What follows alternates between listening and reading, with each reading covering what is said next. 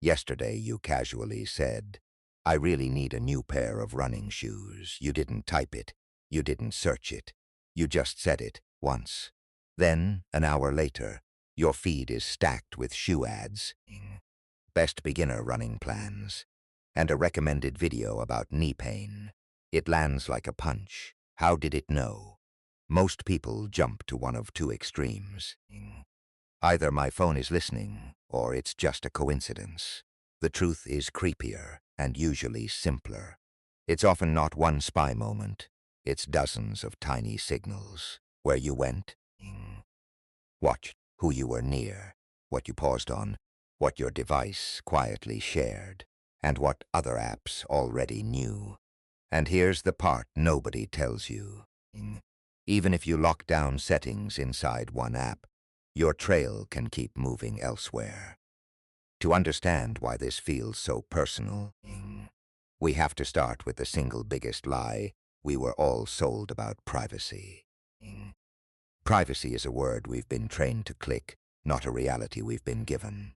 Incognito mode, private accounts, disappearing messages. Most people think those switches mean no one can see this. But they usually only mean other people can't see it.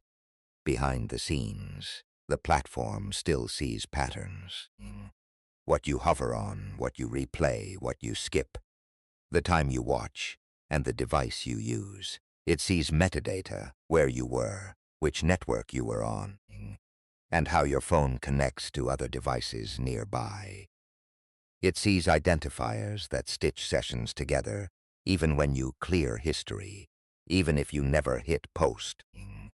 Your behavior is still logged, scored, and matched against millions of users to predict what you'll do.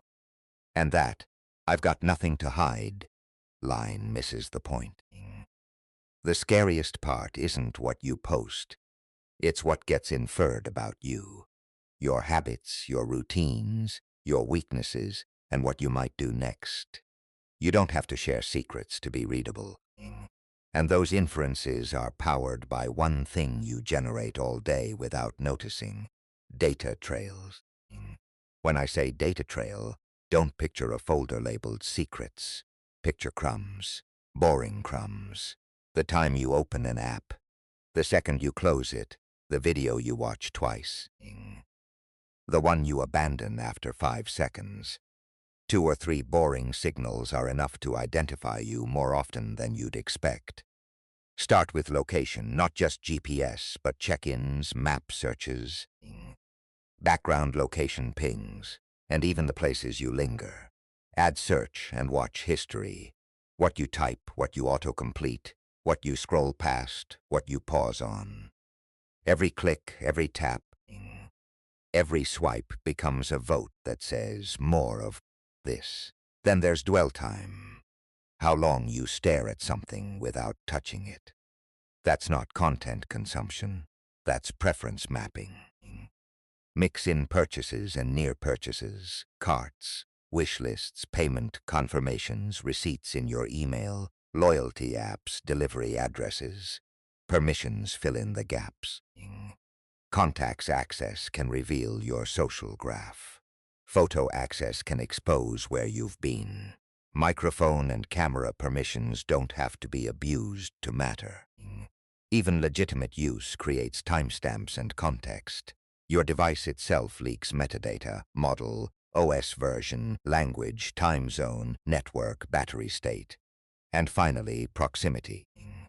Wi-Fi networks you join and Bluetooth signals you pass can hint at where you work, who you meet, and which devices travel with you. Most people think privacy is about hiding a post. In reality, it's about everything your behavior reveals when you're doing nothing at all. It's a profile built from routine, not confession, and it updates constantly. But the real question is, how does that trail get collected in the first place? The answer is quietly, constantly, and everywhere you tap. Most people think an app collects data only when you type something in. But the modern internet is built so that data can be collected the moment a page loads or an app opens, before you've done anything worth tracking. On websites, it starts with trackers like cookies and pixels. A cookie is a small identifier your browser stores, so a site can remember you. A pixel is a tiny invisible request that tells another server, this person visited at this time from this device. For years, third-party cookies made cross-site tracking easy. Now that some browsers restrict them, the industry didn't stop. It adapted. First-party tracking, server-side tracking, and other methods that keep the same result, just with plumbing. Inside apps, a huge amount of tracking happens through SDKs. Software toolkits developers drop in for analytics, ads, crash reports, and performance. The app might look like a simple flashlight, a game, or a coupon tool, but the SDKs inside it can report usage patterns, ad interactions, and sometimes location signals. Even if you delete one app, the tracking often continues through tools embedded in dozens of others. Then there are device identifiers. Phones have ad IDs designed for marketing, and apps can also use account logins, email hashes, or other stable signals to recognize you again. When those are limited, some companies turn to fingerprinting, combining details like screen size, fonts, OS version, language, time zone, and network behavior into a signature that can be surprisingly unique without ever asking your name. All of this is glued together by what the ad world calls attribution. You click a link on your laptop, then buy later on your phone, and the system still tries to claim credit. That's why links often carry tracking parameters, why email newsletters embed tiny image pixels, and why sign-in with buttons are so convenient. A login is a golden thread. It turns scattered visits into one timeline, even across devices you thought were separate. Location is the supercharger. Some apps need it, maps, rideshare, weather. Others ask anyway, because nearby data is valuable. Even without GPS, Wi-Fi networks, Bluetooth beacons, and IP addresses can narrow where you are. Certain regions restrict parts of this through privacy laws and platform rules. But the broader ecosystem of measurement and targeting is still widespread, and it often operates through partners you never see. So the collection machine isn't one villain app.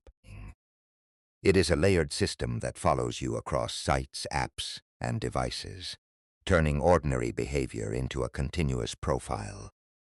And once your data is collected, it rarely stays with the company you think you're dealing with. Here's the part most people never see.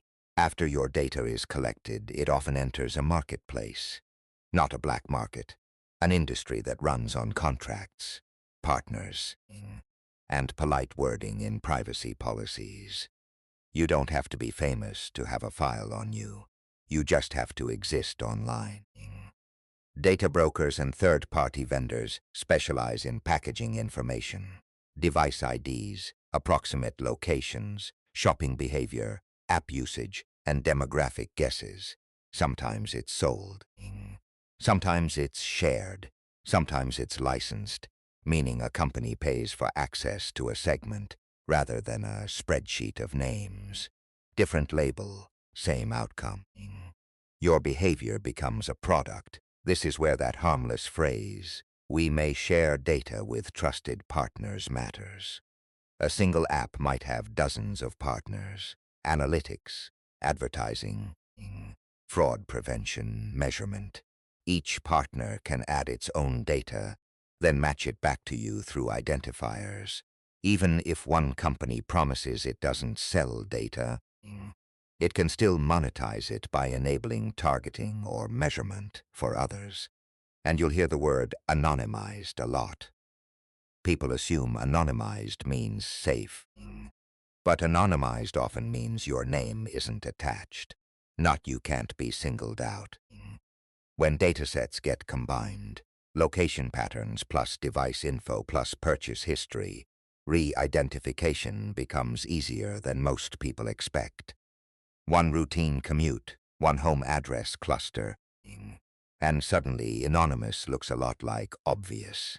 And it's not just ads.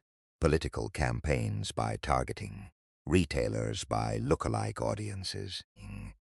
Scammers can buy breached lists or rent shady data to craft messages that feel personal. Meanwhile, the average person has no dashboard showing who has what. Opt-outs exist in some places, but they're fragmented, slow, and easy to ignore until it's already been copied 1,000 times. What's the end product? Audience segments, new parents, high-intent car buyer, recent mover, night shift worker, anxious sleeper, likely to churn, impulse spender. These aren't always accurate, but they're good enough to influence what you see, what offers you get, and which messages reach you at your weakest moments. Now here's where it turns from creepy to dangerous. What that profile can be used to do. Most people think tracking is about ads that feel a little too accurate. That's the harmless version. The real power shows up when a profile stops describing you and starts shaping you. The goal isn't just to predict you. It's to steer you. Once a system thinks it knows what you want, it can decide what you see first, what you never see at all, and which emotion it tries to trigger to keep you scrolling. One person gets information, another gets outrage. One gets treat yourself offers at midnight. Another gets panic headlines at breakfast. That isn't mind control, but it is behavior design. 1,000 tiny nudges that add up to decisions. Then there's money. In theory, prices should be the same for everyone. In practice, companies can test different offers, different shipping fees, different financing terms, and different limited time pressures based on what they believe you'll tolerate. You may never know you were shown a worse deal because you never see the alternatives. The most dangerous angle is targeting by vulnerability. If a scammer can buy or steal data that says you recently moved, you're job hunting, you're behind on bills, or you clicked on medical content late at night, the message they send can feel frighteningly relevant. It doesn't have to be sophisticated, just specific. Location data raises the stakes even more. A pattern of visits can reveal where you live, work, worship, get medical care, or meet someone. In the wrong hands, that can enable harassment, stalking, or I know where you were, intimidation. And while laws vary, there's concern that data and inferences can influence screening. Who gets an interview? Which applicants look risky? Which customers get verification? Which neighborhoods get different treatment? Even when no one intends harm, the system can quietly disadvantage you. The worst effect is psychological. When people feel watched, they self-censor. They stop searching, exploring, and learning freely. Privacy isn't about hiding wrongdoing. It's about keeping your life from becoming a lever. If this sounds abstract, let's make it real with a few scenarios that happen to normal people every day. The most convincing scam is the one that already knows your context. Most people think tracking stays online, like a banner ad following you around. But it leaks into real life, quietly, daily. Picture this: you stop by a gym after work just once because you're trying to get back in shape. You don't post it. You don't tell anyone. The next day, your feed is full of beginner workouts, protein powders, and New Year, New You bundles. It wasn't the treadmill that gave you away. It was the location ping, the Wi-Fi you joined, and the fact that your phone stayed there for 47 minutes, late at night, You search one anxious question. Why can't I sleep? You watch 2 videos. Then scroll a thread about burnout. By morning, your recommendations shift, not because the app cares, but because it learned which fear keeps you engaged. Suddenly, your feed is a loop that reinforces the mood you were trying to escape. Now imagine you walk into a pharmacy, and 5 minutes later, you get a limited time offer for a product that's a little too relevant. Most people assume that must be eavesdropping. More often, it's proximity signals and purchase intent models doing what they're designed to do. And here's the one that hurts. A text message that looks legitimate. It references the store you actually shop at, includes your first name, and mentions a recent delivery delay. Whether that context came from a breach, a brokered list, or a partner chain you never agreed to, the result is the same. You trust it for just long enough to click. You didn't overshare. The system connected dots you never saw, then sold the picture back. And it's about to get even more intense, because the next layer isn't just tracking, it's interpretation. The future isn't more data, it's more meaning extracted from the same data. For years, companies needed mountains of clicks to guess what you wanted. Now AI can take smaller, messier signals and still draw a confident line from random behavior to likely intention. That doesn't mean an algorithm reads your mind. It means it gets good at pattern recognition. It notices that people who watch certain videos at certain times, from certain neighborhoods, on certain devices, often end up buying, voting, or believing specific things. So it predicts what you'll do next, then tests you with content until you prove it right. Biometrics raise the stakes. Your face isn't just a selfie, it's a stable identifier. Your voice isn't just audio, it's a fingerprint. Even when platforms claim they aren't doing facial recognition, photos still carry metadata, and AI can still classify what's in an image, where it might have been taken, and what it suggests about your lifestyle. Cross-device linking makes the profile feel omnipresent. You browse on a laptop, scroll on a phone, watch on a TV, and the system tries to stitch it into one person, one narrative. Sometimes it's a login, sometimes it's shared Wi-Fi, sometimes it's behavioral similarity. The result is fewer blind spots and more chances to infer who you are. Here's the contrast. You think you're sharing a few moments. The system is building a model of you that keeps improving, even when you share less. And once AI can infer, it doesn't need perfect data, just enough to be useful. And it's increasingly always on. Watches track sleep, cars log routes, and even your typing rhythm can hint at stress. AI turns those traces into probability fast. So what do you do when the system is this big? You don't need perfection. You need leverage. Good. Most people want one setting, but 3 steps cut your exposure more than most people do. It does not require a burner phone or deleting the internet. It requires changing defaults that were designed to favor data collection, not you. Start with fast wins. Open your phone's permission manager and treat those toggles like keys. If an app does not need your microphone, camera, contacts, or photos to do its core job, revoke access. Then fix location. Switch apps from always to while using. Turn off precise location unless you need it, and review which apps can access location in the background. Next, hit Add Personalization.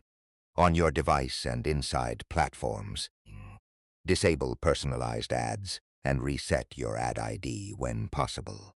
This will not stop tracking, but it removes easy targeting.